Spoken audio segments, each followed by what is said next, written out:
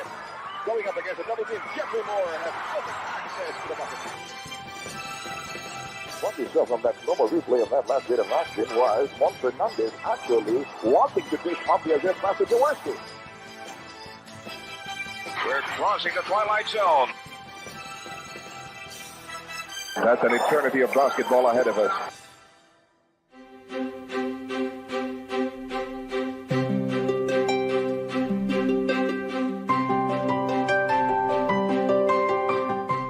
It's been 2 years since we started the Pasig River Cleanup and Dredging Project. Before that, we were doing the Sulyahan River Cleanup Project in 2020. For Pasig River, Mr. Ang is allocating 2 billion pesos to clean up the river. We are pleased to report that so far for the past 2 years that we have been cleaning up, we have already removed about 1.3 million metric tons of silt and waste in both Pasig River and San Juan River. And we have already covered more than 22 kilometers of the 27 kilometers of Pasig River, and here more than 5.4 kilometers of San Juan River. So our focus was really more on the shallow areas of both the rivers. Importante yung talaga dredging. Pero mo, 1 meter lang, ilalagyan mo tubig, paano hindi aapaw dito sa lupain? Kaya yun ang isang problema. Tara, napakagaling ang San Miguel sa tulong para sa taong bayan. Last 2 years, medyo mababaw na lang, walang gaanong problema. Hindi pa nag-dredging dito ang San Miguel, binabaha dati. Pero ngayon wala naman. Hindi na masyadong mataas ang tubig, wala na masyado kaming pangamba dito. Ang mga ganda na collective efforts, we really can solve this problem. Kasi economically uplift the livelihoods of the poor and the rich. Para magpantay-pantay, ayos lahat para kaginhawa for everyone. We're almost nearing the completion of the river cleanup here in Pasig River and San Juan River. We are targeting to finish by July or August of this year. Our aim to contribute to the community that San Miguel is able to help in the not only in terms of reducing river pollution, but also to increase the water holding capacity of the river so that we can mitigate flooding in the future.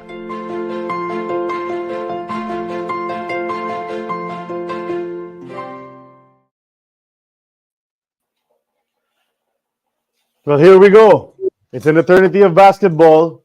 We are part of the Globally Ballin Network. Check out globallyballin.com for original articles, audio and video projects, and all the social media of the Globally Ballin Network. Our most popular episode so far on YouTube, Bogs Adornados at number 1, Fabiosa at 2, all the way down to Villamin, a bunch of Toyotas and Crispas in there. And of course, Verhel got into that as well. Catch live episodes on our Twitter page. Follow on the Globally Ballin Twitter page or the X page. We're there streaming right now. Linktree/Globally Ballin is the link you need for easy access to all of that. Follow us on social media, please. Okay, episode 215. We're going to push through today, ladies and gentlemen. I'm Charlie Cuna together with Sid Ventura, the birthday boy. Happy birthday, Sid. Happy birthday, and Sid. Noel Zarate is also with us today. So kompleto yung rig for this episode, and we're excited today. Obviously, when you move an episode for whatever reason, you get more excited about it. We know you guys are too. And he was an import twice in the PBA, played for Añejo. And we're going to talk about that because there's lots to talk about for that stint. And they came back later on for Alaska a few years later. Nice stint as well, but that got cut short. So we're going to find out the reasons behind that. Played for Memphis State, played in the NBA, in the association for the Miami Heat, and had great numbers in his season there, 8.8 points a game. And then had a career in Europe where he ended up staying in Italy, which is where he is right now. So it's early morning over there. So we appreciate that he's with us despite the time difference. Let's bring him in right now. Sylvester Gray, the Black Rambo. Everybody knows him. What's up, Sylvester? Thanks for coming. Hey guys, how you doing? Thanks for having me this early morning. we're doing great, and we hope you are too. And I know you're pumped. We'll talk about as well a book that came out recently about your life. A nice book that's written by Paula Rivolta. We'll talk about that towards the end of the show, so you can ask people to go grab some copies of that. But we start from the start. We know you're a basketball guy, but everybody said, of course, you could have played American football because of how big you are and your body structure and all of that. Why did you choose basketball, Sly? First of all, good morning again. Well, Charlie, coming from a small area outside of Memphis, Millerton, Tennessee, um, where the athlete was so abundant, and during that time, I was playing all sports, but basket for me was something that uh, I guess it was just a gift from nature that I chose it, and also nature chose me to present this game. So I have to give it all to the natural resources that I end up playing for so many years in this game, basketball. Did anyone influence you to play? Did you have elder brothers or cousins or uncles who played ball? That's why you started going to the courts as well? Well, I mean, once again, I came from this small area, Millicent, where it was just a breeding pot for athletes. I mean, whatever sport that you wanted to accomplish, it was right there in that small area, this small community called Millerton, Tennessee. So I Mhm. mean, it was the influence was from my elderly, from the older people who was also sportsmen and or sportswomen. So I mean, I give it all the credit to Millerton. Mhm. All right, guys. Growing up, You were playing Sylvester, American any football. Who's talking? Go ahead, Sid. Go ahead, Sid. You're the yeah, birthday no, no, boy. sorry, yeah, growing up, Sylvester, yeah, who were your, early athletic idols, athletes Huh. you looked up Well, to? well, again, I go back to the first question from Charlie. All the people that I looked up to was the people in that community, Okay. because again, sport in that community was so big for us children, also for the elderly. So I give a lot of credit to my elderly that I grew up with during my childhood days. Yeah. Okay. When you were playing American football, what position did you play? Um, I'm a physical guy. I like the defensive end, and also I was a receiver as a tight end, and All also right. a So, punter. Punter. oh, Oh, okay, punter. you're kicking the ball too. Okay. Well, okay. So that's like a 6'5" punter right there. Yep, it was pretty pretty exciting to see. Yeah. No, but eventually, obviously, you did choose basketball over all the other sports, and then you started playing. When you started playing in Bolton, you played for Bolton High School. Was that a school where a lot of basketball was being played? Was it a popular sport in that school? Is that the reason you went there? I mean, the reason I went there it's because of other situations. Okay. Um, Bolton, yes, it was at and it still is a big place of basketball, also football, and even running track, baseball, and all these sports of such. Um, Bolton, um, we had one of the best coaches in Tennessee. So, Hmm. and that was another big plus for me to be able to play for a coach of such caliber in my younger days. Joe Cecil Branch was his name. Okay. Well, what set him apart? Why do you say he was such a great coach? Um, he was more of a father figure to all the children, and he knew the game inside and out. And plus, it was a school.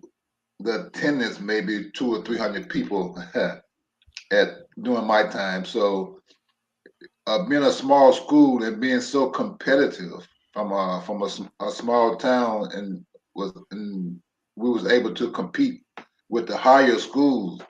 Hmm. So I mean, some against the biggest school like the Triple A, Double A, and we was a single A school. So that's the smallest of the three groups.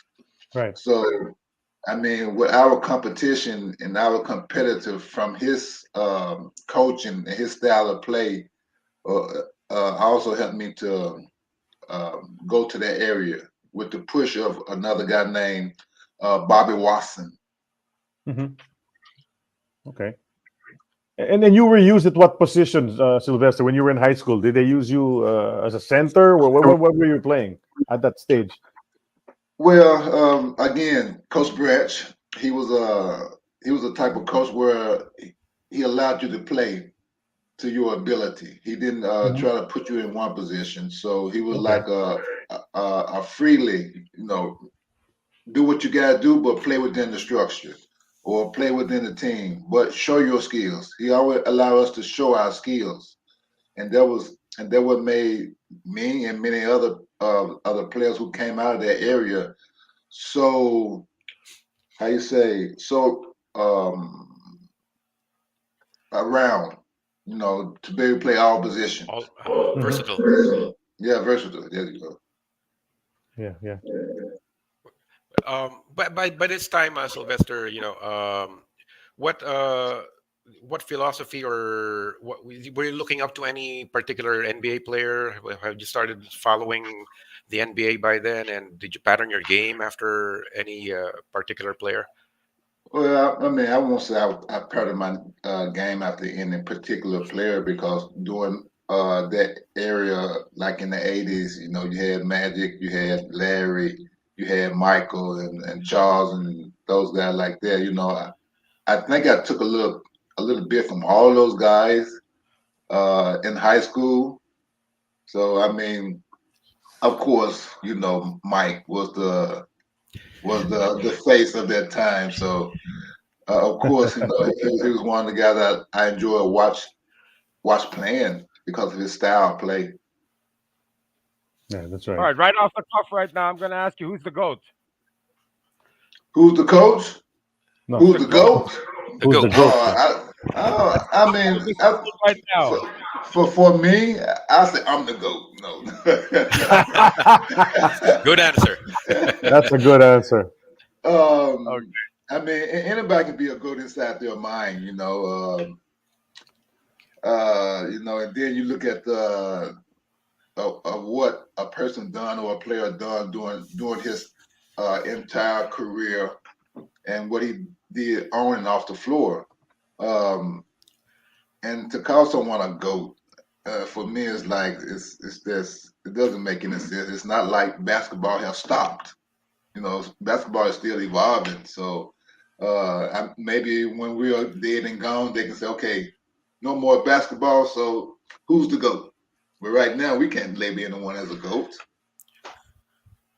Yeah, right. people are always debating about that, Yeah. but sometimes it's an endless debate that's never going to end because everybody's got their own opinions. But you played well at Bolton, obviously enough for college scouts to watch you and try to recruit you to play university or college ball. But you decided to stay home. I mean, to stay in state. But were there schools from all over the country trying to get you to move out? Oh yes, I mean it was so abundant at one time. My mother had to change her telephone just because they were calling all during the night. So yes, I was the best player in Tennessee during my time. They call it Mr. Basketball and Mr. Mhm. Tennessee. So I got those awards. So yes, I mean you can name any school they was after me. So again, I was blessed to have that ability to get that attention early in my life. Which were the big, blue chip schools, Division One programs that came knocking on your door? Would you remember? You had DePaul, you had Syracuse, you had Georgetown, you had Louisville. Um, any school that you can, any school. I mean, not Did you even. consider any of them? I mean, which was number two? I mean, you ended up choosing Memphis State, but what was number two, number three in that list of the schools that you were choosing? Number two's on this was DePaul. Okay. Then At you the time, had Tennessee. uh-huh.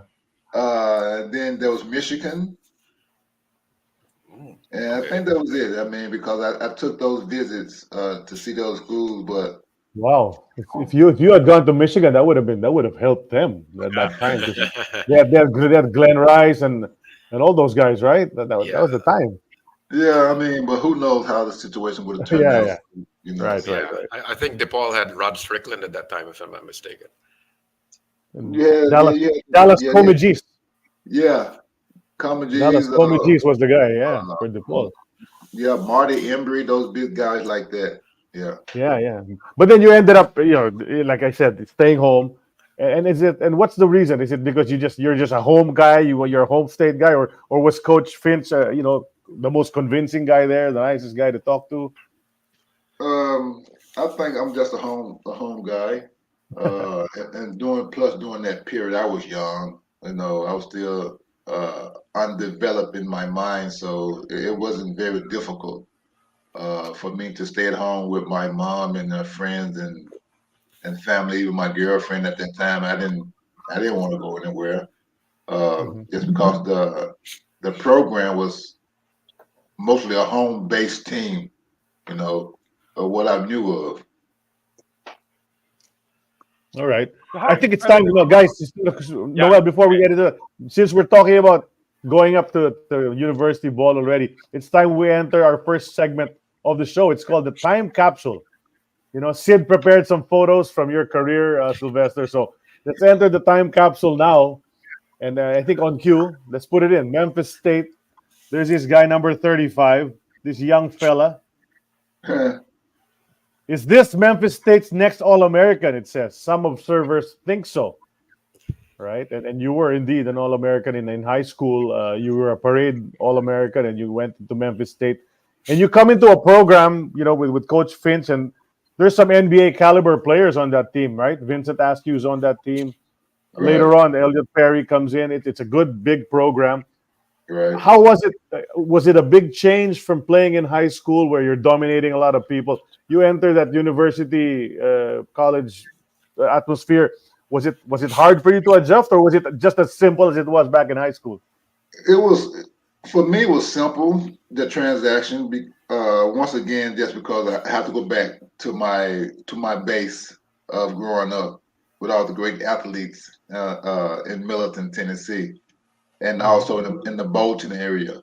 I mean the competition during my younger days. Again, I repeat, was so abundant, and I've seen all type of players, Yeah, big players, fast players, and being able to play all sports. It also helped me to transaction into college without no problem.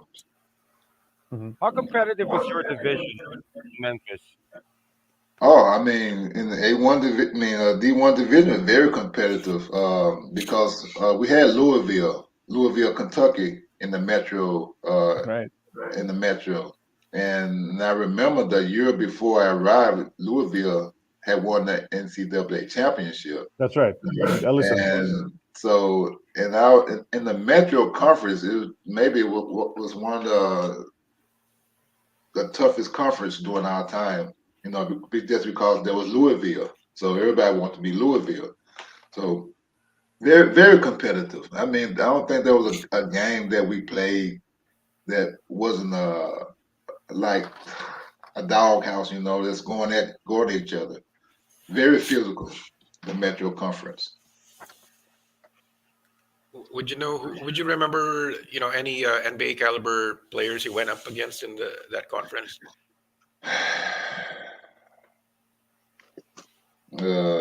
Me being so young, I really didn't know any players or anything like that. I was just having fun and enjoying the game. And Right. being 18 and 19 years old, wasn't too much NBA in my mind at that time. You're just So you're just having fun. I was just having Yeah, but fun. but in your mind, were you thinking that you're an NBA caliber player at the age of 18, 19? No, I mean seriously, to respond, no, I had no thought of that because I know I was still in university, and I know I was still a young child in that area. So no, I didn't. I mean, really, I didn't. It just And you happened did. that way. Yeah. What course did you pursue in Memphis? I studied physical education. Okay. Okay. But you didn't stay long at Memphis, right? I mean, you were there for a couple of years. Well, I was looking at your bio and all of that, all the stats.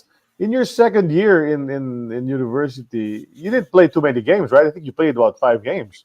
I What played happened? 5 games. Just because there was a situation that arrived, and it all goes. It tells you about it in the book here about this Uh-huh. about Yeah. the things that happened to a child during that area, and it was so many little, how you say, snakes around that tempts the children to buy something or take something, and this happened. I was one of those players where I got caught up in a situation where um, it wasn't accepted by the university. Okay. So what happened? They took you off the team? Were you suspended? What was the situation? Well, I was suspended and I lost my scholarships for the Mhm. next two and a half years because of this situation that happened. Dealing with a agent Mhm. during my college years, and you once you're in college, you can't have no outside contact Mhm. with Right. any type of people of such. Yeah, but then you overcame that, of course, and but what made you decide? Because as you said, you weren't even thinking about the NBA. And then all of a sudden you're entering the NBA draft just after a couple of years. Right. I mean, I guess it happened as they planned it, or someone planned it that way for me to be in the NBA. Uh-huh. Um, and it happened that way. And like I said, I had no idea I was going to be drafted in the second round in the NBA. I'm still having fun in the summer league and things like that in Miami. Um, so it was just a situation that nature laid out, and some people played part of doing things that put me in that situation earlier than what I wanted to be. Mm-hmm. So yeah, you were picked by When you the were Heat. selected, Okay, by here we go. the Heat, you were selected by the Heat. Did you think that you'd immediately make it to the NBA, or did you think that you're going to make a pit stop with the Tropics before you did that? I mean, I was just there playing in Miami, just having fun again in the USBL during that period, and it just happened. I happened to be there, and they drafted me. You know what they said. Something is just not a coincidence. So I just happened to be in the area where they drafted me. So I mean, like I said, I'm assuming, or I know things were planned that way for me to be in that situation. Okay, first off, let me just say I love this photo because Larry Of Bird course. is my all-time idol. Yeah. I Mine have a, too. I have a shirt. Oh, wait, we have something in common. But yeah, you joined the Heat. That was also their first year in the NBA, if I'm not mistaken. They were an expansion team, right? There were Right. four of them that came in. So what was that situation like? Everyone on the team was, practically new to that team. Right. Um, Basket is basket, from my point of view. And if you can go in and to adapt to any type of team or players, then you know you're doing something correctly. Because everywhere I have played in my career, I adapt to the situation. But at the same time, I keep my skills available and don't try to uh, put a certain part of my game aside. So adapting to a situation wherever you go or whatever you're doing is always the key to doing anything, especially basketball. Mhm. It must have been exciting for you to play against these NBA players at that time. There was a bunch of great forwards, because you were playing more or less that position like a swingman type, and then a lot of guys compared your physique and the way that you played to guys like Charles Barkley, and so you got to play against these guys, Barkley, Malone, and some of these other guys. How was that for you? Was it hard to play? Were they much stronger than you thought they would be, or could you No, compete? I mean, again, basket for me, it was just basket, just because I came through all the alleys to make it, or to be put in that situation. So, I mean, it wasn't tough, just because like you mentioned, though, my body Uh-huh. structure, the physical way that I play in the NBA is during that time, it's something that I liked. The physical play, just because I played Mhm. football, and playing against the greats like Larry and Magic and all those guys. I put myself right in that situation just because I was there. I was there amongst some of the best players in the world. So, and I think I proved my point with my stats as a young child. Right, right. No, but how about this guy, guarding this guy, but Larry Bird? Was that hard to do? Um, it's always difficult to hold a player like Larry, and at the same time, no, I mean, with Larry, I learned one thing from Larry Bird. If you look at this picture closely, he was talking to me during the game and said, "Oh, young fella, you can't do this, young fella." But he mentioned one thing to me. He said, "To be a great defensive player, you have to mirror. You have to be a mirror of the offensive player. So you have to do the same movement. And in this picture, I was actually doing the same movement Hmm. as Larry. So what he what he taught me, I used against him also. That's right. That's right. You guys are like you're So you're in step. It's like you're dancing here. yeah, Right, so kind of him to share his wisdom with a right. rookie. Huh? Yes. Yeah. I mean, there was many guys in Yeah, who was the hardest cover though when you were playing in the NBA? I mean, a guy Adrian that you, Adrian Dantley. Adrian I'm Dantley. We've heard that. surprised. Okay, okay. Tell us It about was AD, the it original was one AD. it was one guy that I just couldn't guard, and he was 6'6" also, but he was a player that had patience while he was playing. He had this shot that was unstoppable, strong, and yes, I mean, out of all the players that I played against in the NBA or anywhere, he was the most difficult uh, of trying to figure out. So it was easier to cover Larry Bird than it was to cover Adrian Dantley.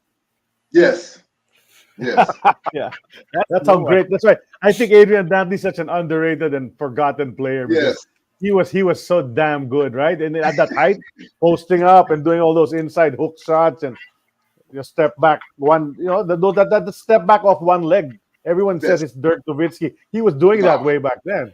no. It was Adrian. Adrian was. I'm telling you, once he get you on that low post, you can say good night. It's buckets. Yeah, no. Even Will Chamberlain said, he thought only he and Kareem could score inside like that. He said, "Why is this little guy doing it?" So His technique was unmatchable. yeah, yeah, he was really good. I just pity him because he got traded from the Pistons right before they won a championship, Hmm. so he wasn't able to get one. Right, that was the time he was Yeah, traded for Mark Aguirre. So too bad yeah. for Yeah. him. That's why he left the NBA after a season, I think, in Dallas because he was so pissed off about that. But so you're there in the NBA, you're playing with a bunch of some veterans, guys like Pat Cummings and all of that, and then some young guys, Ronnie Cycli, all these young people along with you. Who became your buddies? Who were your closest friends on that team, the Heat? Grant Long. It Grant was Long. it was Okay. Grant Long. He was my roommate on every doing our rides, now traveling. It was him. The other guys, there was not too much communication, only during practice. But me and Grant, we hung out or we did things together outside the court also. Okay. And you're still in touch till today No, with Grant? I don't Oh have no. any ties. Okay, so as time went on, it didn't happen anymore. Okay, so here we are again. We asked you earlier about the 5 games at the Memphis, and you touched on that for a bit. And then you're with the Heat, and you have a pretty productive season, Sylvester. It's 8.8 points a game and 5.3 rebounds. That's pretty good stats in the NBA for a second round pick. You get to play 55 games. And then what happened after that? Maybe you can ask the NBA league what happened. I thought, I thought I was a very productive my first year as a child. Yeah. I think I was the second youngest in the NBA during that period, and my performance for me and for many other people was great for a child. Right. I agree. I remember because I was following NBA. We three, Noel, Sid, we were watching all the highlights on FEN, the Far Eastern Network, every night on CNN Sports Late Night with I Earl didn't Van have Wright that. and all these guys. Oh, you didn't have it? I didn't So, have that. so we were watching the highlights. We were watching the highlights, and we see you there, and you were holding your own. Of course, everybody was curious to see what the Orlando Magic and the Miami Heat were doing in that first year. And all of a sudden, you find where did you proceed after your Miami Heat? You stayed stateside first, right? You didn't go to Europe right away. You played in the CBA, those other leagues there in the US first, right? Yes, again, being released from the NBA, I still had to make some type of living. For me and my family, it was all about family first. Anywhere I went, it was first it was about playing, having fun, but also receiving a little funds for doing it. And I stayed for I was put in a situation, and in a situation that I'm put in, I just have to accept it. I can't fight against it or anything like this. So wherever I went, I was just going wherever they put me. Uh-huh. And you did How latch how was on. that? Go ahead, Yeah, go ahead, go ahead, Noel. Yeah, Noel, go. I'm just wondering how was that like? You called yourself a child in the NBA, then suddenly all of this is taken away from you. Now you have to transition from child in the NBA to journeyman. How was that like for you mentally? My mental has never been broken, even though it's been tried many times to break me down mentally, and Mhm. it can be done. I mean, growing up in an area where things are so how you say, on the survival side of living, Mhm. um, and being in a situation that I go, my mental strength has always helped me to go forward. And during that time when you were in the CBA, when was the first time you ever heard about this country called the Philippines?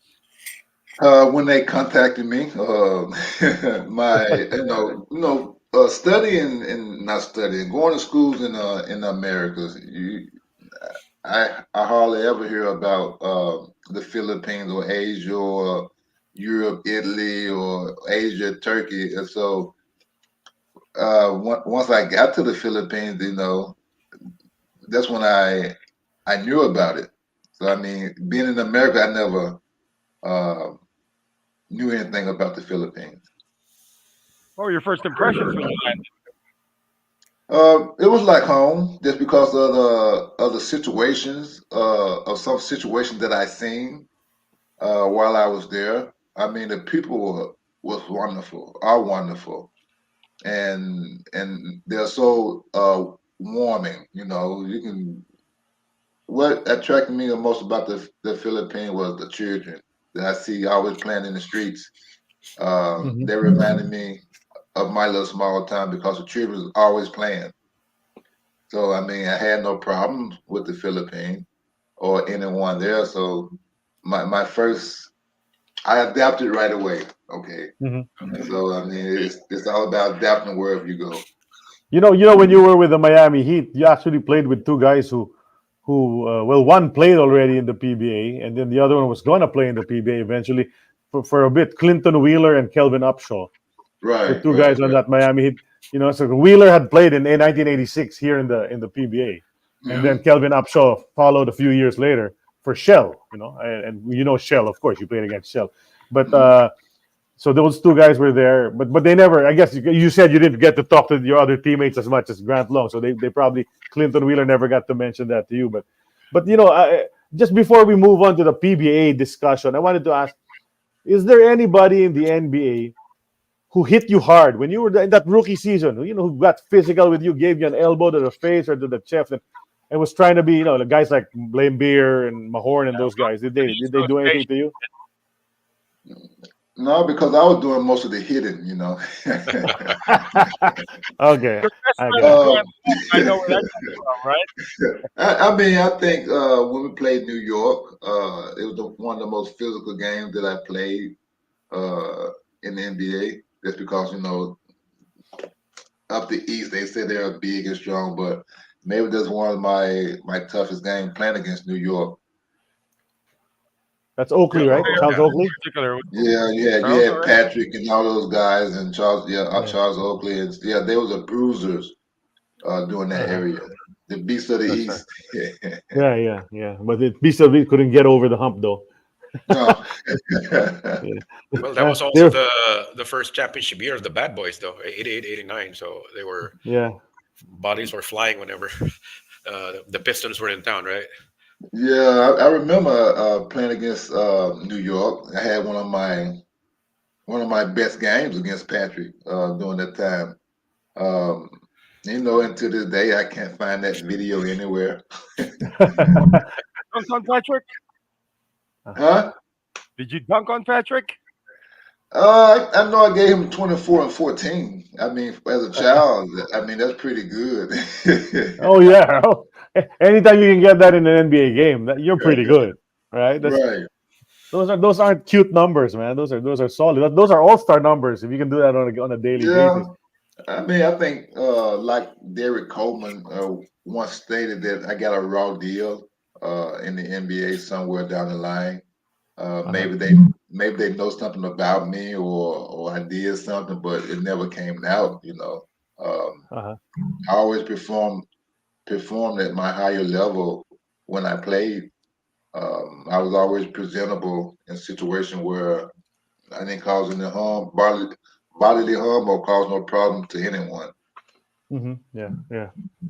Yeah, but then fate took you elsewhere. So I see. We see here you played for the Rapid City Thrillers. Did you go to Europe before you went to the Philippines, or was it just the U.S. and then the Philippines, and then It was Europe the later on? it was the Philippines, the Okay. first step, yeah, which I Okay. enjoyed. I mean, thank you to the PBA Association for allowing me to come there and perform in front of so many people.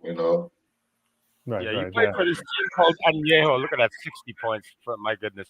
You played for this team called Añejo. Did you have any idea how popular Añejo was when No, you got?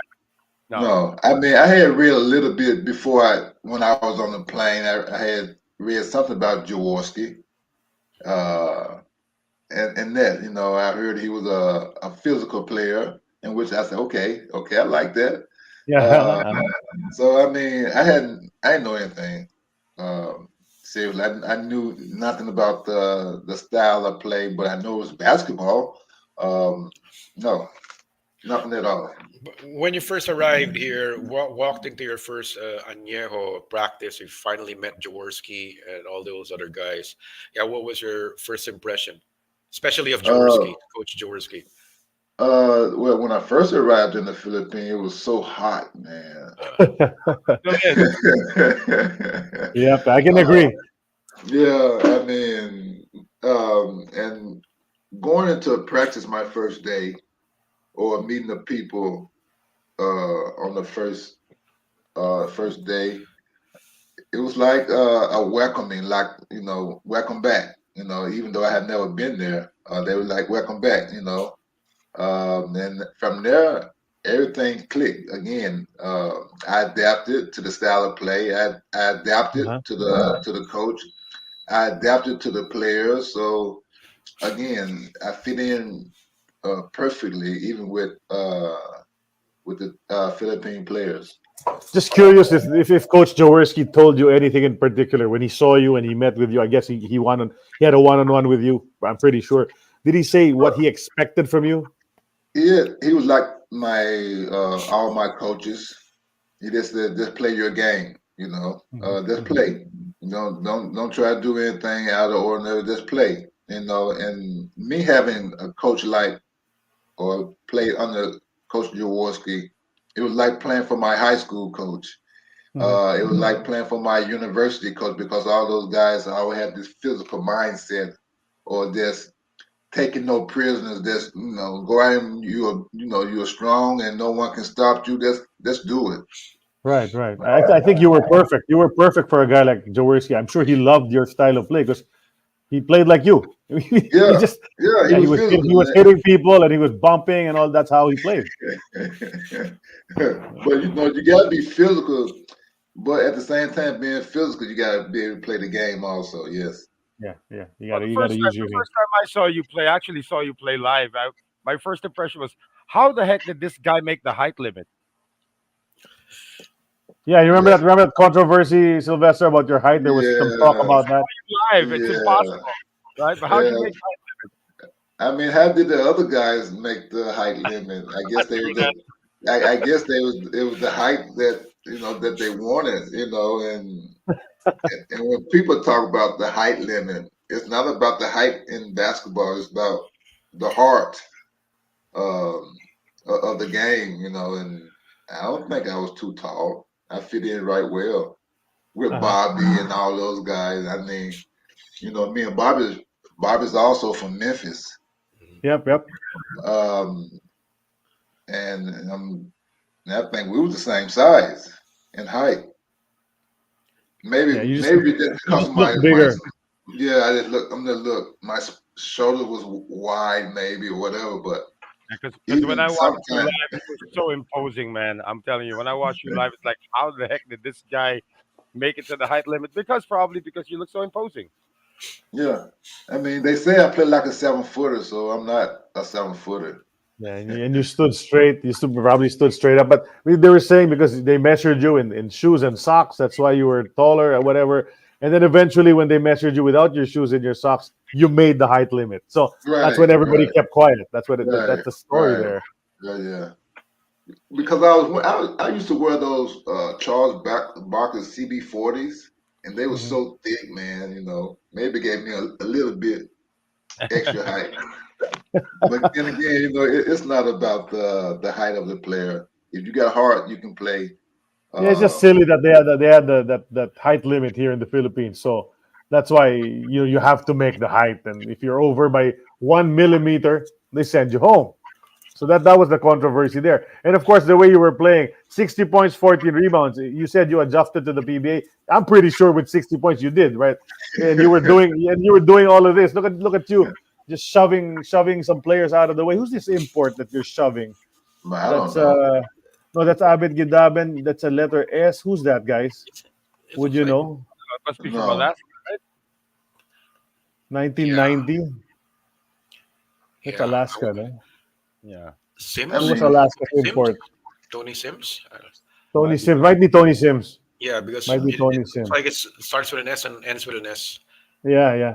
That's Tony not yeah. Sims. silence too. Yeah. So Yeah. So, Sylvester, when you first played, who was the player in the PBA who, sort of, welcomed you to the league? It was Made you. Jaworski. It was Jaworski. welcomed you In in the crew. a harmful way. Welcomed you in a harmful way. I mean, your opponent's first guy you hit. Who's this big dude? Boom. Welcome to the PBA, sir. No, I mean, I didn't hear anything of such while I was there. Maybe they were saying in the Philippine language or something like that, but um, I never heard any offensive or anything for my height. All the players on the Alaska, on the NAIO team was very welcoming. Yeah. You were saying something about Jaworski welcoming you. What did he do? I remember when he first grabbed my hand, it was like a strong shake, and I liked that. My mom always told me when you take a man's hand, try to break it. Uh, and I mean, it was just the constantly communicating with Coach Jaworski, and him telling me, what to expect from each player or how to do this, and he pushed me even to greater my ability to play basketball. Hmm. And then you said that the group was a very welcoming group when you came in. It's like they had seen you before and they were welcoming you back. But who were the guys that you remember stuck out? You became close to in that short time you were with Añejo. Again, you try and test my memory bank, which is that's good of that period. But I know we had this point guard, Uh-huh. very quick. He was very speedy and quick. It was him and again Jaworski. And I mean, the guy was always beside me, laughing and joking and things like that. Talking about Rudy? Who? Rudy Distrito. Was that him? Maybe Rudy, yeah. And I'm looking at the lineup. I'm looking at who was a quick point guard in this lineup. it was Rudy, yeah. It was Rudy and Gun Gonzalgo. Gonzalgo. Yeah. I mean, he was a shooter. He was a spot up shooter, like Yeah. And he was a strong guy. He played like you. He's a smaller version of you. Yeah, he's very strong. I mean, and that was a good thing about the team. You know, our practices. I remember our practice was drooling, man. I mean, it was like all out war practicing with Jaworski, you know, and that was great. I was loving it. And the fans were watching too. That they'd let some fans watch the practices, right? Back then. Yeah, the fans. I mean, the first time I walked into the gym and I saw all these people in the Coliseum, I was like, "This is a basketball game or a soccer game?" You know, it was always packed. Yeah. You know, and which was great, man. Now that was so impressive there to see all the fans in the public like that. Basketball is the soccer in the Philippines. Yeah. 00. Why did you choose 00? You were number 35 back in college, and then the NBA, the different jersey number, or were you already 00 in the NBA? What was your jersey number with the Heat? No, it was just the number that I picked up. You know, it doesn't matter the number that I put on. It's the performance. Yeah, definitely it wasn't a 00. But here, here you are. You're playing against your friend Bobby Parks. Right. Yeah. And, on the right. The left one is the infamous walkout during the championship series. You didn't finish game 6. But that was a really physical series. I remember 1990. I want to hear the story of Game 6 from your perspective, Sylvester. We've had a few guests on the show talk about that infamous walkout from Añejo and from Shell. Never picked your brain on it, so take us back to that infamous walkout. What I can remember, like Sid said before, it was very physical. It was all out war. Every game we played, it was physical, playing against Bobby and the Shell team. And you know, when things started happening a certain way, you know, the things got to change for things not to happen. And my impression was that, you know, being with Jaworski and the AO team, it wasn't that team time just to get that championship, you know, and it happened in a way where, I mean, I don't want to say politics stepped in or anything like that, but I think it was not a good situation at that time for it to end like that. And that was the first time with me having to walk out on a game, which was decided by Coach Jaworski, just not to return because of the unfair calls that we were getting. Yeah, you had 4 fouls in the first half in that game. Yeah, that's what I read before. I mean, I'm not a guy that really fouls a lot. I mean, even in my career of all my years, I've never been a guy that fouled because I play defense correctly. And to have 4 fouls, you know, it tells a lot about the plot.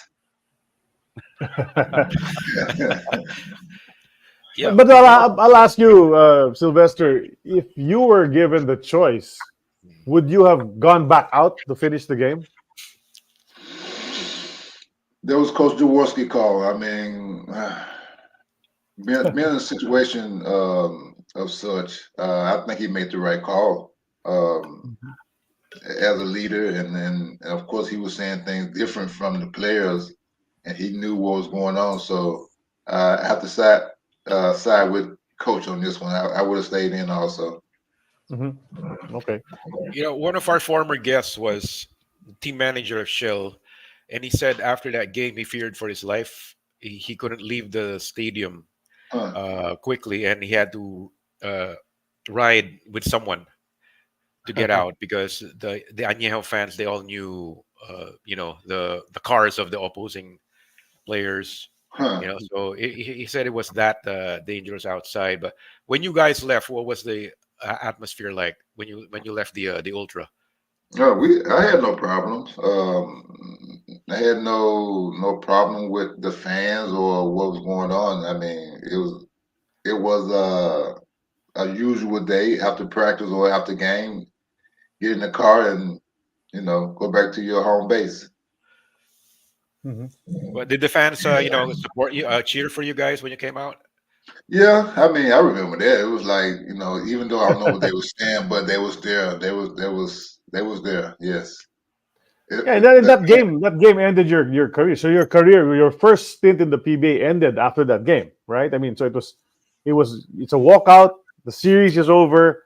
Champion is Shell. Your second place, and it's time for you to leave the Philippines. Did you feel some sort of like the job's not complete? Could have been better. How was that for you?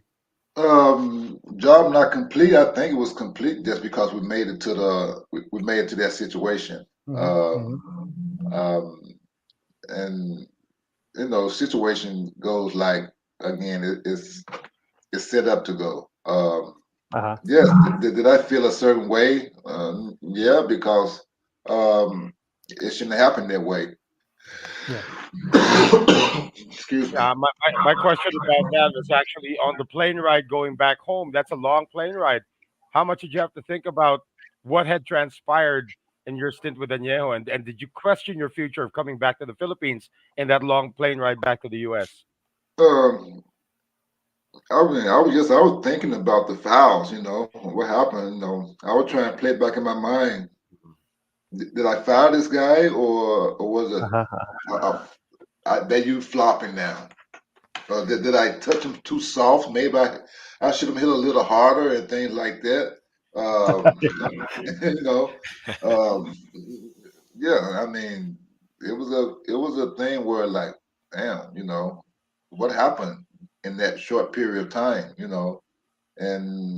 and then it passes, and to and to question my future, I never questioned it just because I gotta keep going. I think if you start questioning yourself, things Hmm. won't happen.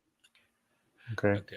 Yeah, I just have a question, Sylvester, about the guy on the right. You guys are both from Memphis, and he was a few years older than you. Of course, talking about Bobby Parks. When you first came over, did you feel an immediate kinship with him, and did he give you any advice about playing in the PBA? Because at that time, he was already the gold standard for PBA imports. It was like his third, fourth season already, and he was really tearing the league apart. No, we didn't have too much conversation. No advice. All my advice came from Jaworski while I Hmm. was there, just because he spoke English very well, Coach Jaworski. And I mean, he was giving me the do's and don'ts, and be careful and things like that. So everything that I understood about the Philippines actually came from Jaworski and the guys in that group. Hmm. Where did you hang out in the Philippines? I mean, where'd you go when you weren't playing basketball? I don't think I went anywhere. Oh, I really? know. Okay. I know that we went to some places like on a beach. I can't remember this beach. Um, and my driver, the driver that I had was, I think his name was Noel. That's me. And I mean, he used to take me to these areas where the people was living in the countryside, and it was something that hurted me that hurted me badly to see people living in a situation of such. So most of my time was actually around with Noel, and he was showing me places outside the city of Manila, like the rice fields, and how people was living, and and that touched me a lot. Just because, like, again, it reminded me of the way I lived when I was a small child. Yeah. Sylvester, that conference also, there was one particular game, I think it was semifinals. I don't know if you remember this, but it went down as one of the most epic games in PBA history. If you remember San Miguel, the San Miguel team, and Dante Gonzalgo hit that 3-point shot at the buzzer to win the game by 1 point. I don't know if you remember that, but if you do, yeah, what was your recollection of what happened during that game and the aftermath? Greatest games ever. I think that was the game I had. What, 16-14? Yeah, yes. Yeah. I remember that. I mean, I think I missed some free throws somewhere down the line, and I mean, yeah. I mean, what can I say? It was a great shot. We didn't give up. I mean, we fought until the last second, and when you fight until the last second, amazing things happen. Just like the shot of Gonzalez. So yeah. I mean, it happened in that time, and it was great to be in that situation with that team that it happened. It looked like you were going to lose for sure, but then you guys, you chipped away and then set up that shot because they missed the free throw, right? And Miguel missed the free throw, and then they threw it forward. Yeah, Dignadice missed the free throw, and then they threw it forward to Dante. He just stops and then pops, and then boom. It was just like Jaworski drew it up, baby. He drew it up that way. That's what he's gonna say for sure. No, but there's some video on that. It's online, right? It's on YouTube. Yeah, it is. I just remember before the Gonzalgo free throws, Chito Loizaga hit back-to-back 3-pointers to put you in the situation to win. Right. Yeah, right. Yeah, Chito hit those two. That's right. A classic. I've been blessed to be in so many classic moments in my life in basketball. So, and that's another classic at that moment.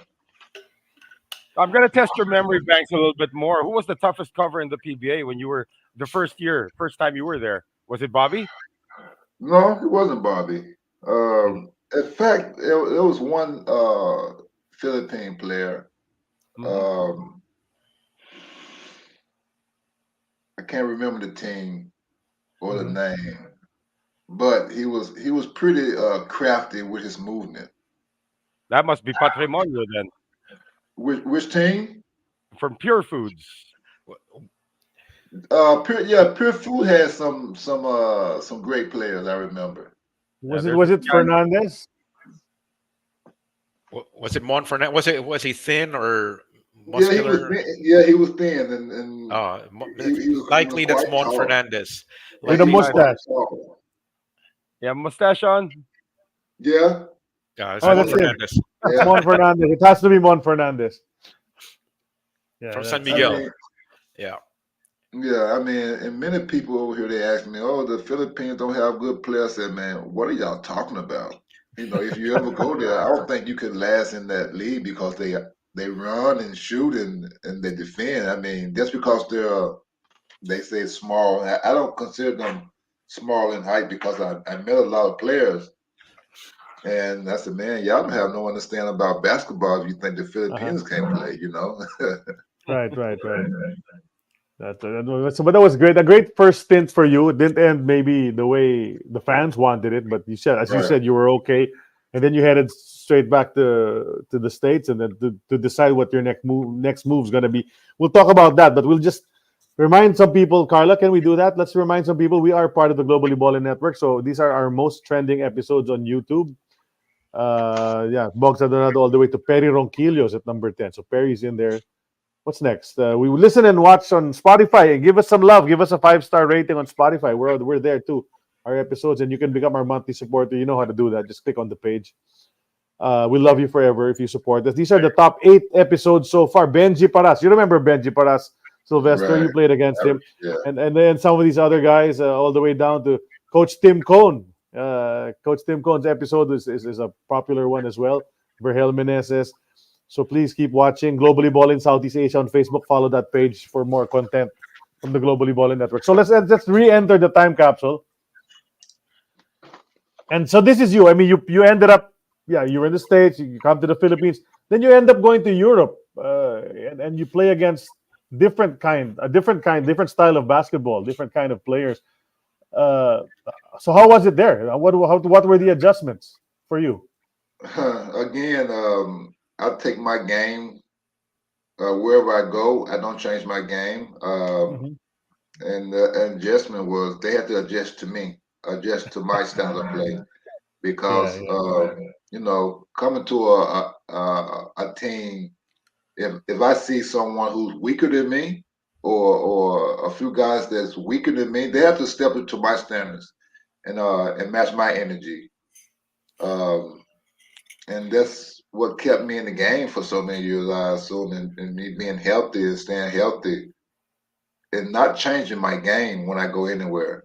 Just go in and play, And the adjustment was here in Italy was they run a lot. They run all day, man. And Soccer's their first. huh? Soccer's their first sport. Of course, they run every day.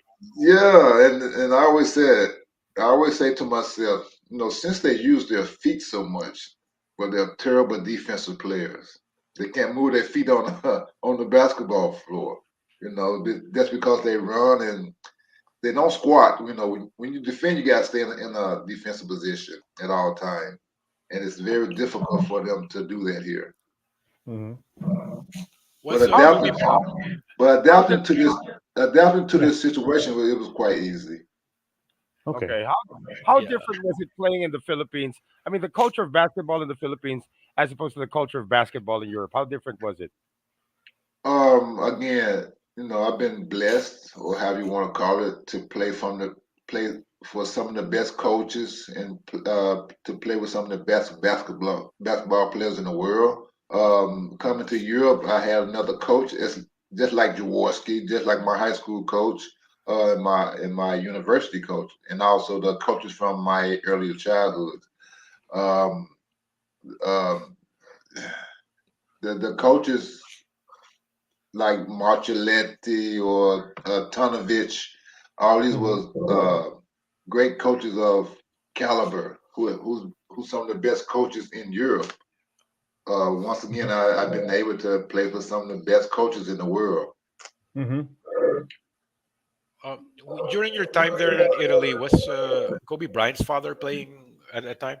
Yeah, I played against him once or Jelly twice. Yeah, Jelly B. Yeah. How about Michael Young? Did you play against Michael Young? Michael Young was the left-hand guy. Yeah, the left-handed guy. Yeah. Me and those guys passed through here, and and I'm one of the guys who's been here for the longest to play in the European League. I mean, all some of the greats have been through here, like Michael Cooper, Darryl Dawkins, and Bernard King. All those guys that have been through here, and I'm just happy to be able to be in that family of guys again, to be able to play here in Europe. The reason I mentioned Michael Young was he was a best import in the PBA in 1987. 86. Oh, really? Oh, 86. Sorry, 86. Yeah, he played. So he played here. He played a couple of conferences here. Yeah, was Bob McAdoo still around when you were playing in Italy? Yes. Michael Ray Richardson. Oh, wow. Yeah, I mean, during my time when I first got here, there was only 2 Americans on the team, and the competition was so much greater then, just because the Italian players had to play, and they was and they had 2 Americans, so the competition was very high during that early period of my career. Well, So then what kind of numbers were you putting up, Sylvester? What were your averages more or less when you were playing in Europe? I was always a double guy, Mhm. maybe 18 and 10 and things like that. It Uh-huh. depends on the team that I play with, and it depends on what the team need out of me. Again, Uh-huh. I adapt to any situation. Yeah, yeah. For example, if I have a team full of shooters, I don't need to shoot. If I have a team Mhm. full of shooters, Right, right, right. everybody playing defense. So if everyone's playing defense, it's making my job a little bit easier. So you have to adapt to any situation you go into. Did you learn how to speak Italian? I learned some words. Mhm. I'm sure the Uh, first ones were the curse words were the first ones, and then everything else. you That's know, that, that's usually how it is, huh? that's usually how it is, yeah. But I didn't learn any curse words in the Philippines, though. Oh, okay, okay. So those guys did the Añejo guys didn't teach you any curse words. Okay. No, if they did, they wasn't telling me they was they was teaching me words. but Yeah, yeah, but you're playing so well in Europe, your career is taking off and all of that, and then you get another call 7 years later. Hey, you want to come to the Philippines? How did that happen? I was ready. I was always wondering how can I get back to the Philippines, and it happened. I mean, I wanted to come back the next year if they would accept me. I would have came back every year, uh, to play in that league just because of the warm people. That's a wonderful uh, trans transition from America to the Philippines, in which it wasn't. I felt at home. Yeah. Yeah, I meant to ask about that because the following year, the same conference, Añejo and Shell met again Huh. in the finals, and Añejo actually came back from a 3-1 deficit to win it, yeah, and get back that was at the Rudy Shell. Distrito game winner in Game Yeah, Seven. the Rudy Distrito game winner. But a lot of fans were actually expecting you to come back and for some unfinished business, so to speak, with Añejo. They didn't call you the following year. I didn't have no. I didn't get any contact from anyone unless they contacted my agent in a way, but I never had any information. Okay. But anyway, you Was were it the back same agent? Yeah, 6 or 7 years later. Was it the same agent handling you when you came back in '97 for Alaska? Yes, yes. So you finally make your way back to the Philippines. You're now with Alaska with under Coach Tim Cohn. So it's a completely different atmosphere from Robert Jaworski. So when you got to the Alaska training camp, what was your first impression about Tim Cohn? Um, he had the mentality of an American coach, which is again he's a great coach as well. Always pushing his guys to the limit to be the best they can.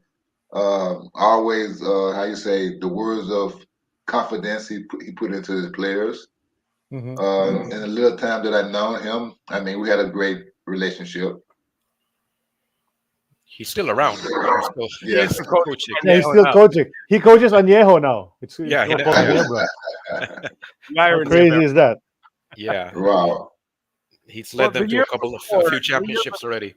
yeah, the year before, Alaska actually won it all. I mean, they won all three championships in '96, and then you come back, and then you meet these new bunch of guys that some of you played against. But who was the first guy on the team that you gravitated to? I mean, who became your instant best friend in Alaska? I think me personally, it was all the players. I gravitated to all the players. It wasn't a particular one. I never tried to be that guy to gravitate to a certain person or a thing. I just try to keep it grouply.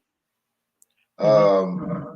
And it was that way, and that's way, and this way, everywhere I go.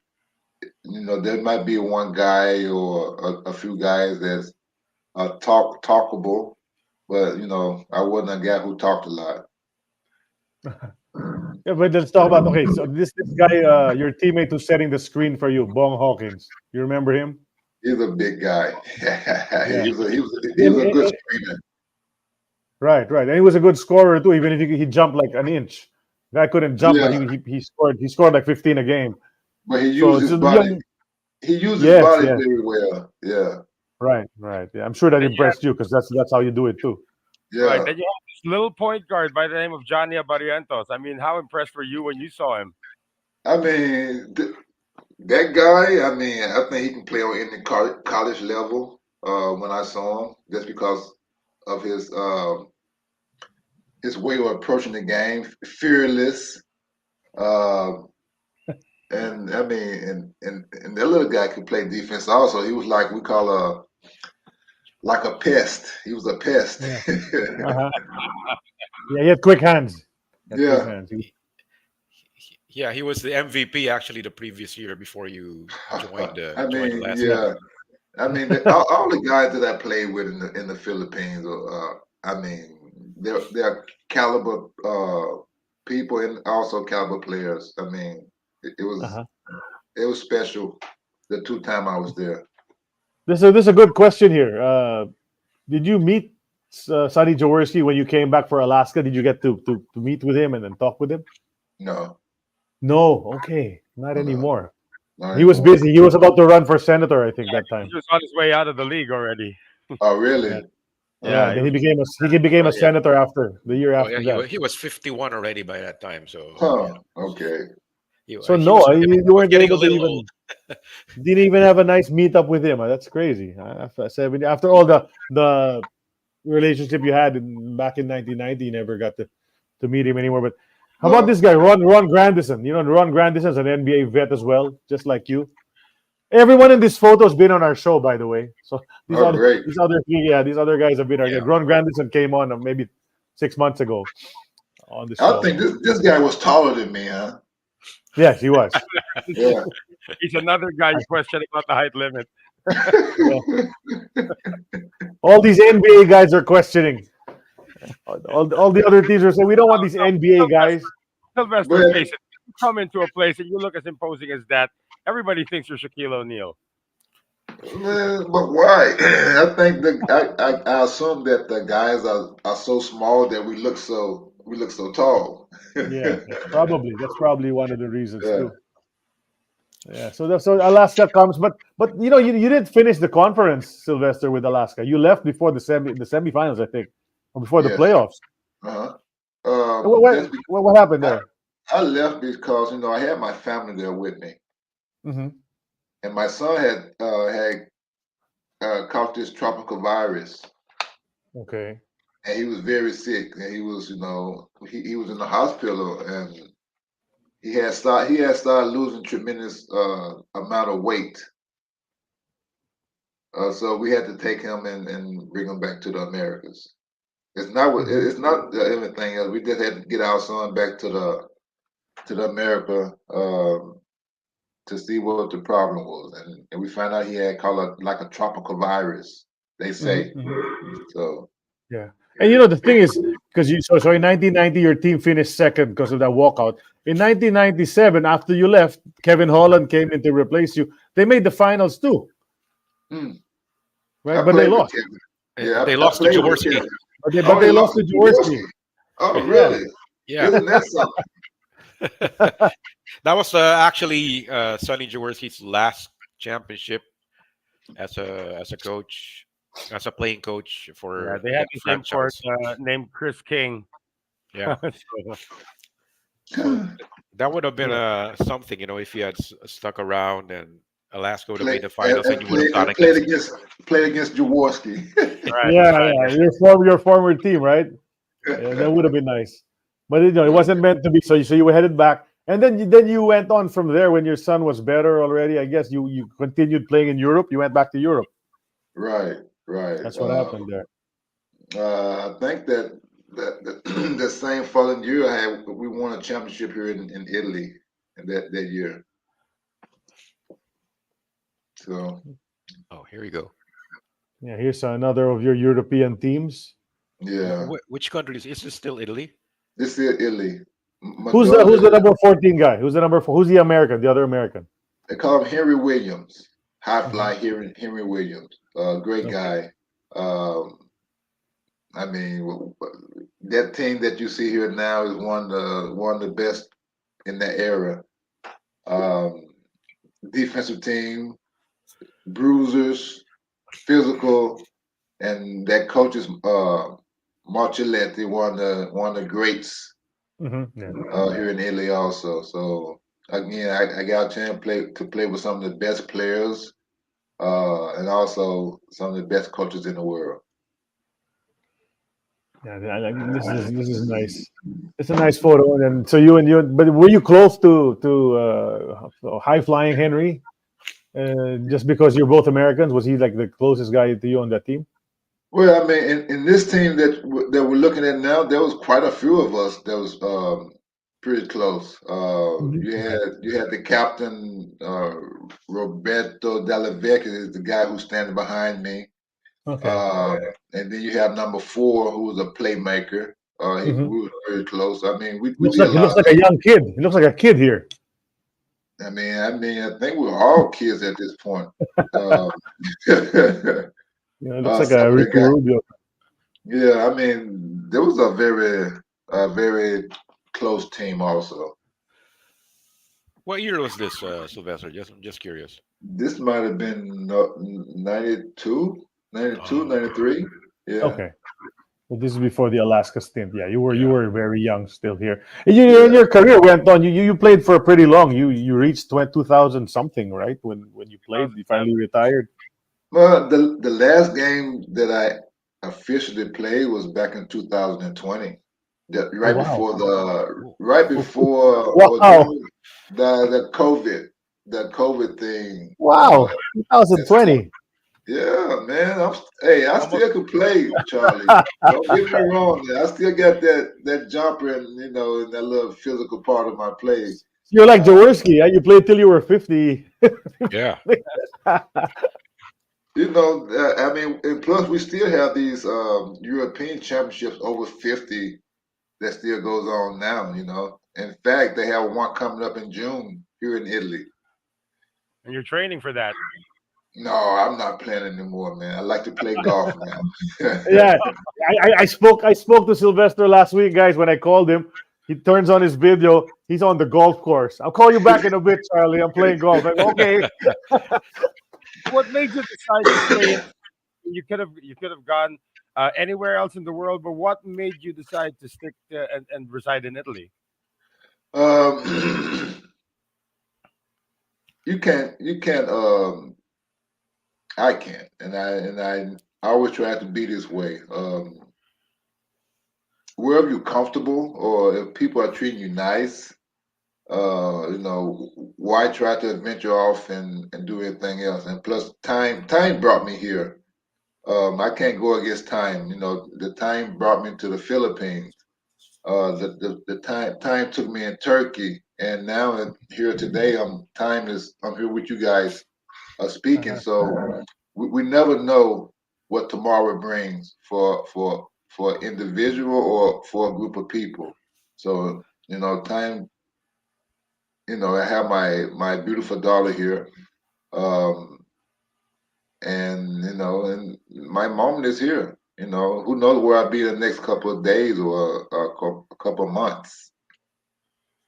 You never thought of moving back to the U.S. No, just because the U.S. for me was one of those.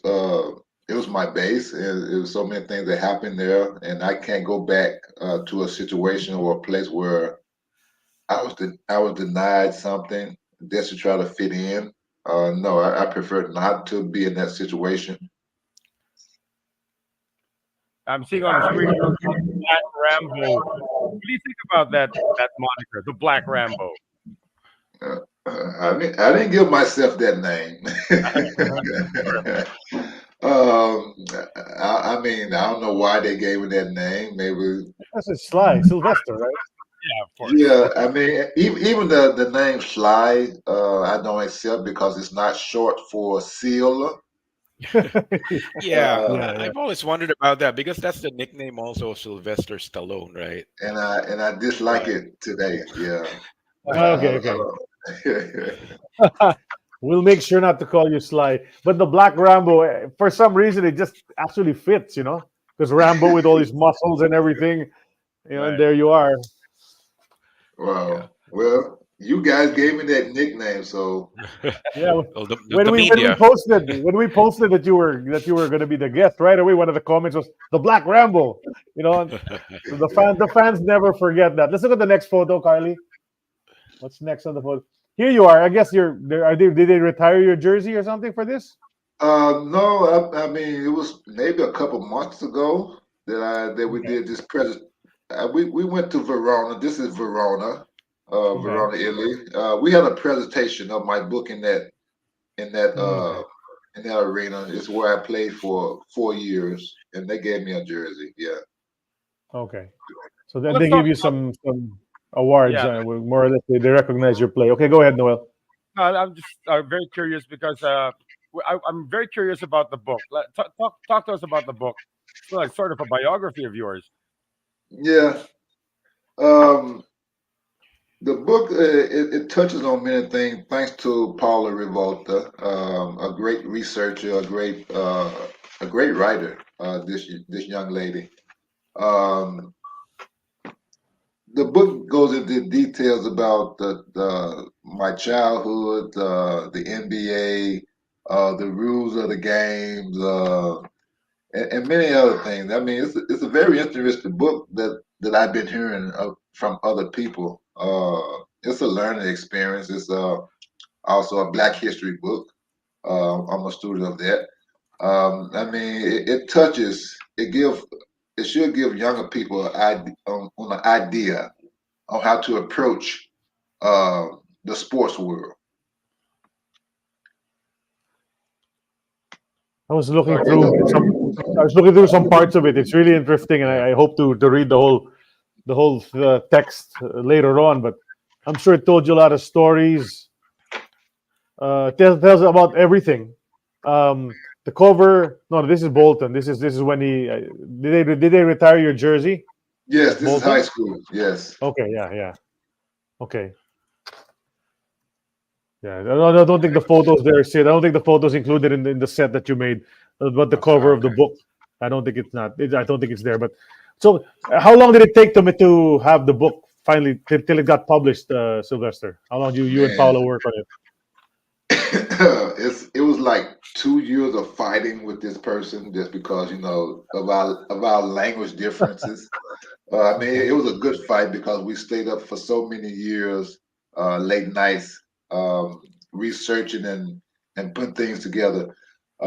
Just because you know, writing a book it takes many um, calls and interviewing. So it was 2 years, fully 2 years, but at the end, it was worth it, man. Really.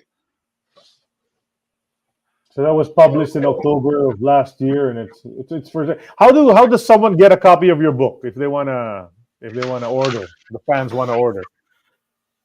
You see There. Hey, Carly, these. you solo him. Carly, can you solo him? All right. It's Barely a bit visible. blurred. This Sylvester, is the story of Sylvester Gray, and then it says where you can get. It's a bit blurred, Sylvester. Can't Yeah, can't can't read read it it to. clearly.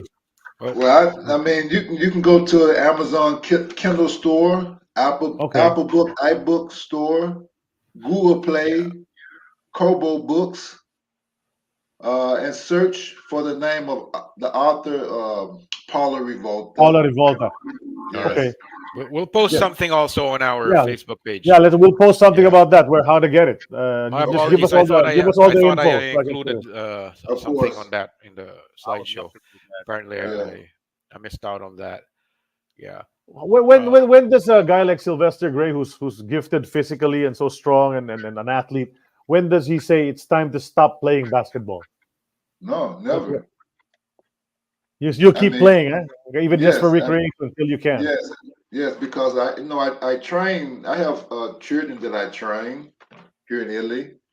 I'm a personal trainer for a group of children with the Down, Hmm.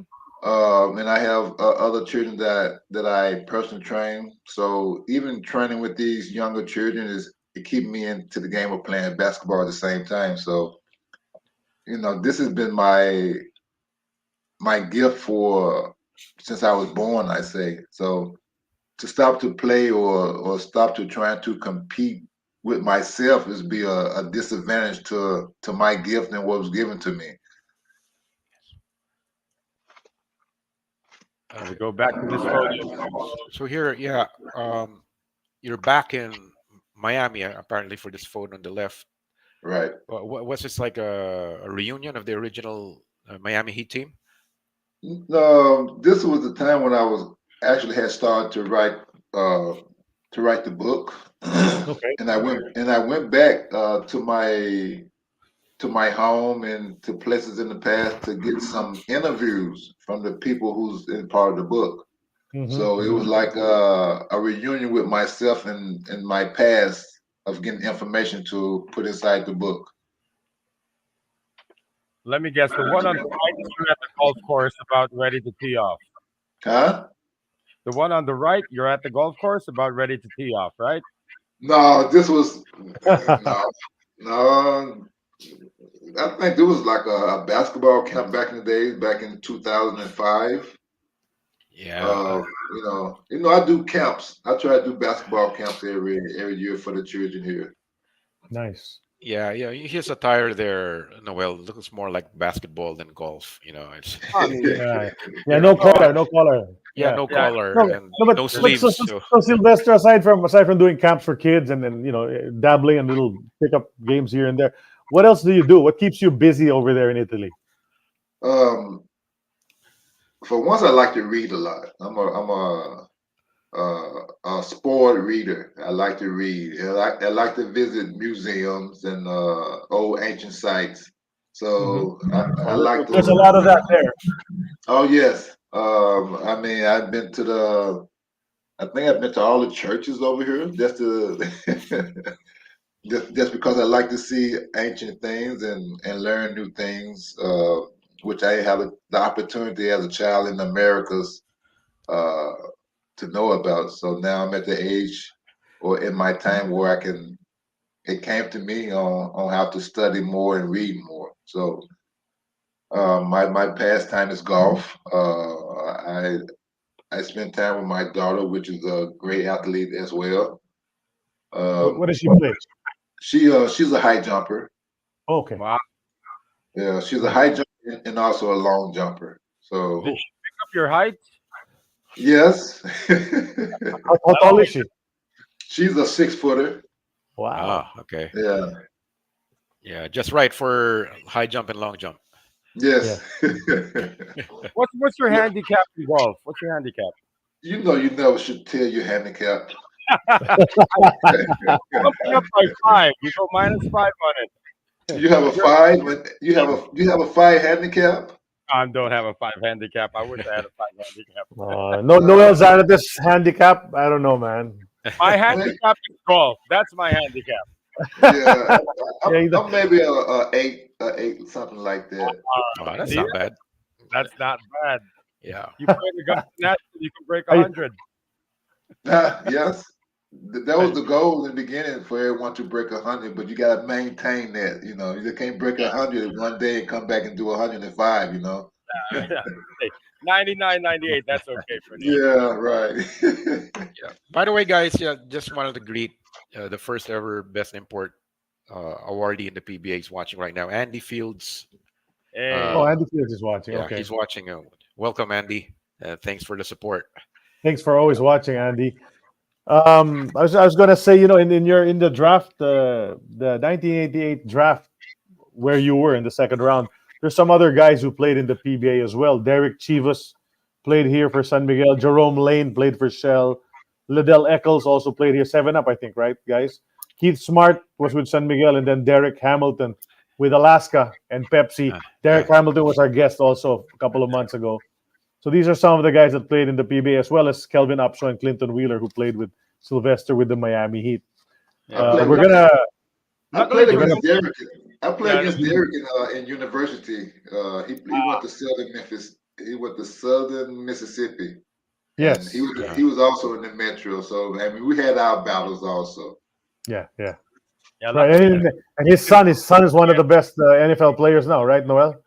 yeah, Son of that's right. Derek Hamilton. Oh, really? Yeah. What position does he play? The I son? have- No. It's not a highly drafted which Derek position. was this? Derek Hamilton or Derek Chivas? Derek Hamilton. No, because Derek Chivas played for Missouri. Oh He's yeah, talking yeah, about okay, Derek. okay. He's talking about Derek Hamilton. Hamilton. Yeah, his son. He's a really good player now. He got drafted in the first round. Yeah, Even he if he's talked about that. what was he his mentioned that. position? I have to read about that. Yeah, I forgot about that. Talking about Jerome Lane, it's a good thing he didn't tear down any rims here. When he Yeah, was- yeah. Yeah, That's right, you know, that's right. every year that dunk of Jerome Lane where he shattered the backboard, it pops up in Twitter and Facebook. Yeah. Send it home, Jerome. The famous Yeah, line yeah. of the All these guys. Yeah. The No, so commentator. the son of Derek Hamilton is Kyle Hamilton. He's a safety for the Ravens. There you go. Wow. And then you don't normally. Yeah. Derek was telling us you don't normally draft a safety in the first round, and he got drafted, and he's one of the best at doing that. So, Yeah. yeah. So that's what Derek's busy with now, watching his son and doing other promotions for that. Great. Yeah. So anyway, we're gonna help you out with your book, and then we hope that it does well because everybody. I think your story is one worth learning about. Really, I mean, you did share a lot of it here on our show, Right. but of course, reading the book, it's more complete and more detailed as to what. I can't wait to get down to reading it, Sylvester. Thanks for sharing that with me. Just to let you know, you played 28 games in the PBA. And you averaged 30 points a game, 18.5 boards, 4.5 assists, and 2.9 blocks per game for Añejo and for Alaska in your 2 seasons here. Okay. Not so Those are bad, no. Not so bad, yeah. 30 and 18. Are you nuts? 18? Oh my God. I also had some assists. I also had some assists in there also, which is Yeah, 4.5, man. That's pretty good. Pretty Because good imports all-around aren't numbers. supposed to pass the ball. The imports aren't supposed to pass the ball, but you were passing 4.5 times a game. So, what you That's call pretty good. a team player, man. yes, sir. No, it was good. A lot of Hey. people remember you for the way that you played. So, Hey, can I give some shout outs to the guys who've Yeah, been in contact with me? I will. I'll give you that chance. We're just do our regular segments, and before we end the show, we'll give you the shout out opportunity to everybody. Thank you. So, Yes. well, that's the Sylvester Gray, more or less his story. But if you want his real full story, you need to buy his book and get his book. So we're gonna post about that on our page. Get you the details on how to get the story of Sylvester Gray. But we'll enter now what we call the Twilight Zone, Sylvester. It's called. That means we're in the last 2 minutes of our show. It's called the Twilight Zone. And the first part of our Twilight Zone is a segment called Exes or O's. Yeah, Exes or O's. Have you always wanted to do a farm stay just over an hour's drive from Cagayan de Oro in Barangay Kalugmanan, Bukidnon? Tuminugan Farm, that's the place to go. Offering a taste of country life, the farm's accommodations are situated in a charming farmhouse and cozy cottage. Guests can take a cool dip in mountain water reservoir, have a picnic at dawn with a canyon as your backdrop, or have a bonfire under the enchanting starlit Bukidnon sky. So go to tuminuganfarm.com and you can start your Mindanao adventure there today. So Happy for birthday, X's or O's, I want to say happy Happy- birthday to Claude. so for X's or O's, Sylvester, I have a list. I'm gonna go through a list of choices. Just tell me your choice. You don't have to explain why you chose it. Just tell me your choice, okay? So let's go. Let's start from the start. Let's talk about the Miami Heat first. John Sunvold or Rory Sparrow? John Sunvold. John Sunvold. Okay, the white shooter. Okay. Yeah. How about this? Grant Long or Billy Thompson? I know your answer there. Grant Long. Grant Long. Yeah, he's your guy. You said it. All How about day this? long. All day long. Grant Long all day long. Okay. Yeah, and Billy Thompson was Louisville, so you don't like that, right? No. Yeah, Billy Thompson Okay. actually also played in the PBA, guys. Oh, Yeah, that's true. That's true. Billy San Thompson Miguel. played. Oh, and this guy is much taller than me, huh? I think they raised the height limit back then. Okay. Yeah, yeah. Okay. How about this next one? You're the 2 centers in the Miami Heat. You're in that year. The veteran Pat Cummings or the rookie Ronnie Cycli? I go with Pat. Pat Cummings. Yeah, he was good. He was good. Good guy. Yeah. Former Nick. How about this? Guys from your draft. From your draft. Mitch Richmond or Hersey Hawkins? Hershey. Hersey Hawkins. Okay. How about Charles Smith of Pitt or Danny Manning? Charles. Charles Smith, huh? Over Danny Manning. Wow, huh? Danny Manning was number 1. Okay. Yeah. Sonny Jaworski or Tim Cone? You know I gotta go with Jaworski, baby. Yeah. I just had to ask him. I Yeah. had a guess. I don't know if you remember. Do you remember Don Ampalayo from Añejo? Mm. The If I see a lanky picture, forward. if He was I one see of a the forwards. picture, Yeah, no, we don't have. I don't. I was going to ask you Don Ampalayo or Bong Hawkins, the guy who was setting the screen for you earlier in Alaska. But you don't remember. You don't remember Ampalayo, so No, I don't remember. okay, But I'm okay, pretty sure if I see a picture, I remember. Names, I'm okay. not so good with names. Mhm. Okay. I'm looking at the list because I want to make sure that you get these ones. Yeah, you remember Philip Cesar Yeah. from Añejo? Philip Cesar or Chito Loizaga? Philip. Philip. Okay, Philip. Philip wins over Chito, the two defensive guys. Okay, how about this? Kenneth Duremdes or Jojo Lastimosa? Jho Jho. Jho Jho. Okay, Jho Jho. Coach. Leo Isaac or Rudy Distrito? Rudy. Rudy. Rudy. Okay. Point guards, Johnny Abarrientos or Sonny Jaworski? Point guards, not coach. Uh-oh. I gotta go with the hard nose, Jaworski. Gotta go with Jaworski. Okay. How about this? Winston Crite or Bobby Parks? Bobby. Bobby. Okay, Bobby. Al Frederick Hughes or Derek Hamilton? Derek. Derek Hamilton. The Norman. streaky shooter. Okay, yep. Okay. Norman Black or Bobby Parks? Bobby. Bobby. Okay. I Norman think, Black still coaches. I think Lord Blackman, he was always complaining about my height. Yeah, Yes. exactly. Yep. Someone commented that earlier on the. Yeah, Yes. I don't like crybabies. Yeah, just very quickly, guys. I think remember Coach Norman says, "Oh, if Sylvester is only 6'5", then I'm 6'6". I think that's what he said. Yeah. Okay, next. Winston Crite again or John Best? Best. John Best. He was on the show too, not too long ago. Tyrone Hopkins or Ron Grandison? Hopkins. Hopkins over Grandison. Wow. Kenny Redfield or Isaiah Morris? Those two guys, I don't know. Oh, you don't remember them? Okay. Okay. Okay. Rebounding or shot blocking? Now this is a question for me. Yeah. Yes, sir. Because you did both of that so well when you were here. Rebounding. Rebounding. Okay. Añejo or Alaska? Nail. All right. Helping on defense or playing one-on-one defense? Gotta go with the individual, one-on-one. One-on-one, okay. Gotta lock them All right. down, baby. Gotta lock him. And you have to follow the form of the guy, like Larry Bird told you. Okay. Golf or basketball? Oh, come on. Oh, come on. It turns out that's the hardest question for him. That's the hardest question. I gotta go with golf. Oh, you got Wow. Wow. I Okay. choose If I asked you 10 years ago, it would have been basketball. Okay. Let's show the photo first, Carly. The first photo. How about this one? Samuel Jackson or Larry Fishburne? Samuel. Samuel Jackson. He wins again. And the last one, because you're in Italy, we got to ask you, Pacino or De Niro? I gotta go with. Can I go with equal? Can you Okay. go with equal? Okay, you can. Because you're in Italy, you can choose that both of them equally. Okay. The first time that ever happened, I think, on the show. Equal. Yeah. Pacino and De Niro win the That's Exes or O's for episode 215. Noel, do you have a question? Yes, I do have a question. It's a life-changing one. If you were given an opportunity after your stint with Ginebra or even with Alaska to stay in the Philippines, would you have stayed for good? Yes. I tell my family that all the time. If I had the opportunity to live in the Philippines, I would have stayed there with no question Wow. asked. Yeah, why? Wow. What is it about the Philippines? I mean, you're in Italy right now. You made a great choice as well. What is it about the Philippines that enamors you so much with this country?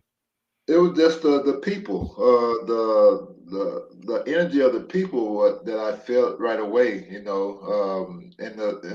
And seeing the people in a way that I can, how you say, I can adapt to.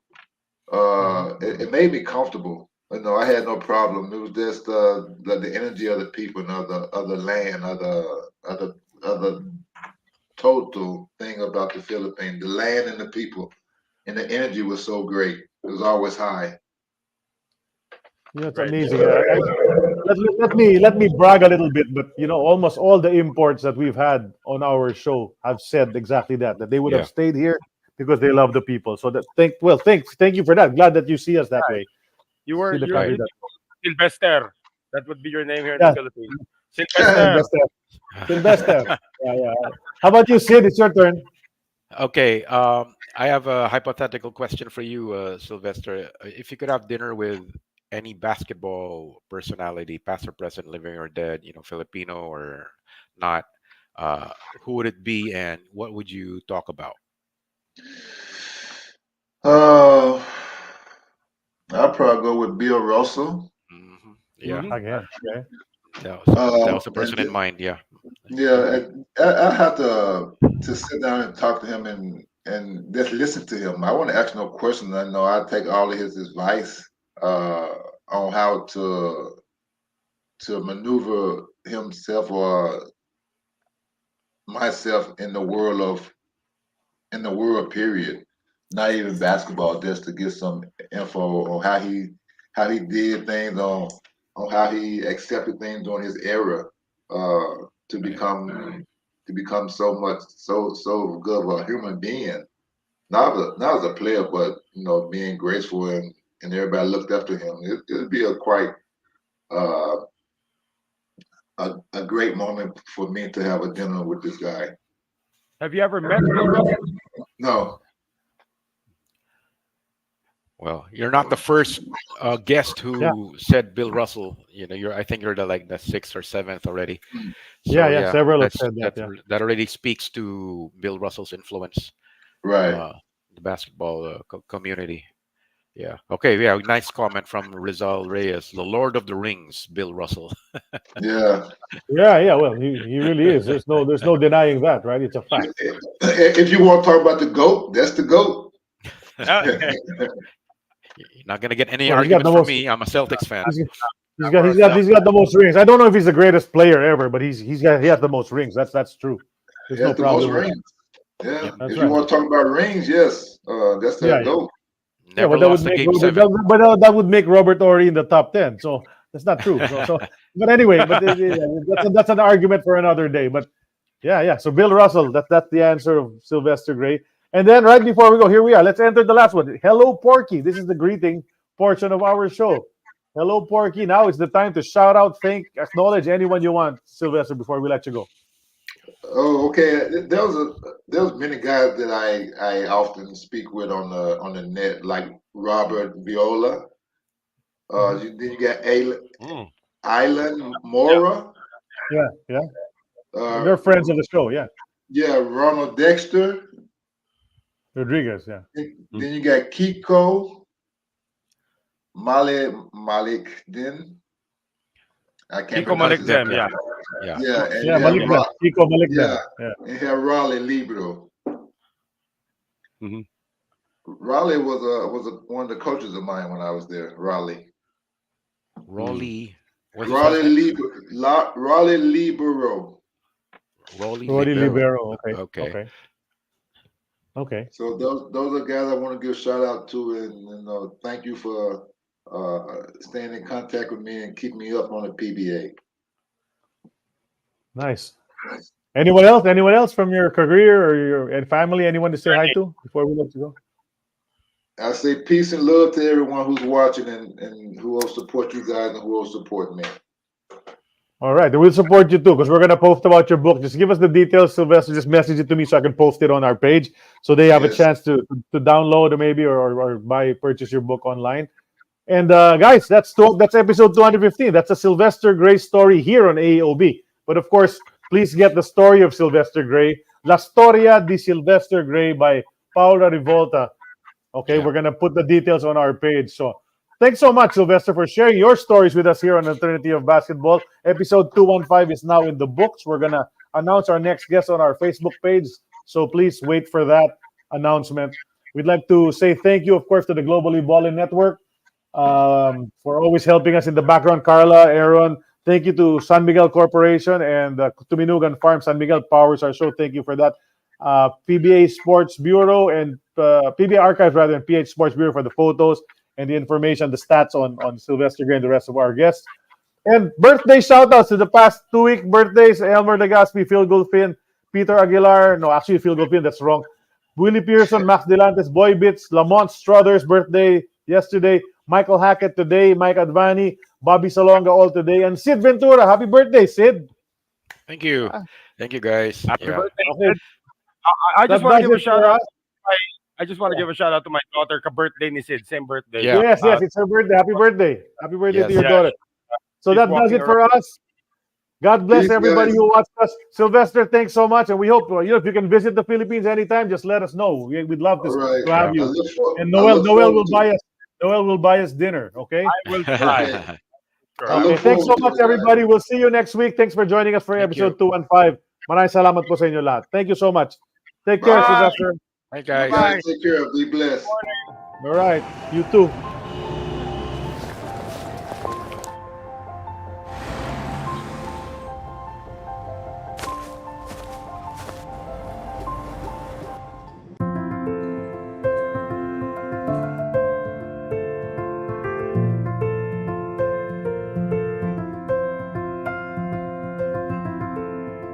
A leader in key sectors so vital to the growth of our nation. Food, beverage, packaging, infrastructure, energy, and power.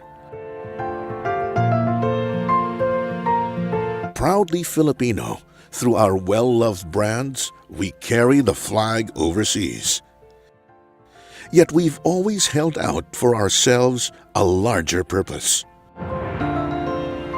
To use our scale, size, and dynamism to deliver products and services that can unlock and accelerate new opportunities for growth and drive our economy forward.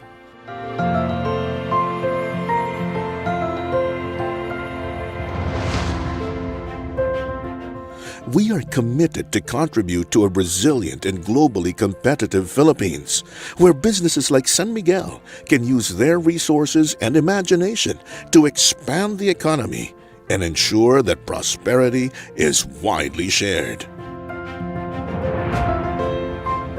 Today, our focus is on generating investments and projects that will enable our country to achieve its full promise. Malasakit is woven into all that we do, from ensuring that more Filipinos are food secure, have access to reliable, sustainable, and affordable energy, world-class roads, airports, mass transit, stronger communities, and greater economic opportunities. We are helping build the Philippines that can carry our 110 million strong population into a future whose defining challenges of our time will be an energy transition, resource scarcity, and the need for greater inclusiveness. As a company, we have set our sights on building the nation of our dreams by leveraging our expertise, leadership, and reach. As San Miguel, we will do what it takes to build a better future for all Filipinos.